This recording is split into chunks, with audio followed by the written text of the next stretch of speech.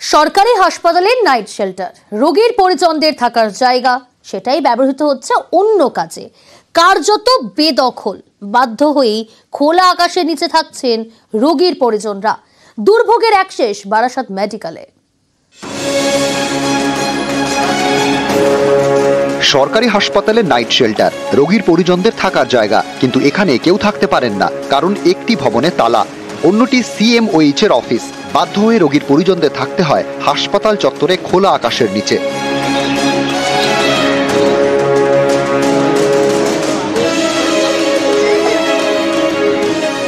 থাকার জায়গা আছে, ওখানে তো লোক আছে, ওই জন্য ওখানে তো থাকতে পারছি না, সবাই আছে। কি করব, কিছু করার নেই, সব জায়গাতে জায়গা পাওয়া যাচ্ছে না টিনের ঘরে, ওই জন্য এখানে আছি। হাসপাতাল কর্তৃপক্ষকে জানিয়েছো এই বিষয়ে যে এইভাবে থাকতে হচ্ছে? না, জানাইনি।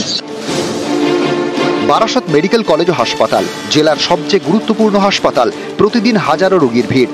বেশ কয়েক বছর আগে এখানে রোগীর পরিজনদের থাকার জন্য তৈরি হয় নাইট শেল্টার। একটি 5 তলা ভবন, অন্যটি 2 তলা। বেশ কিছুদিন ঠিকঠাক চলে। অভিযোগ, কোভিডের সময় থেকে ছবিটা বদলে যায়। তখন থেকেই 5 তলা ভবনটি ব্যবহৃত হচ্ছে CMOH এর অফিস হিসেবে। অন্য ভবনে তখন থেকেই নাকি তালা ঝোলে। রোগীর পরিজনদের দাবি, সেই ভবনটিও অন্য কাজে ব্যবহার করে হাসপাতাল কর্তৃপক্ষ। এর জেরে রোগীর পরিজনদের দুর্ভোগের এক শেষ। শীতের রাতেও খোলা আকাশের নিচেই থাকতে হচ্ছে রোগীর আত্মীয়দের।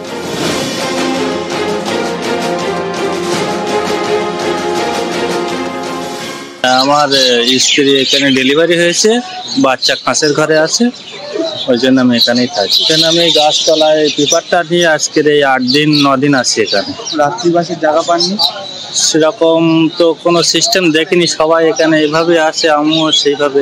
তো রাত্রিবাসের যোগাযোগ এখানে আগে নাকি থাকতে দিত, সেখানে আর থাকতে দেয় না। CMOH এর জন্য ADM হেলথ কোনো একটা স্পেস যেটা কনস্ট্রাকশনের মধ্যে ছিল, তাহলে এটা শিফট হয়ে CMOH অফিসটা সেখানে চলে যাবে। এখানে এটা থাকবে না, এটা মানে রাত্রি রোগীর পরিজনদের থাকার জায়গা হিসেবেই ব্যবহার হবে। যত শীঘ্র সম্ভব এটাকে শিফট করার জন্য আমরা তৎপর আছি। বারাসাত থেকে জিয়াউল আলম, নিউজ 18 বাংলা।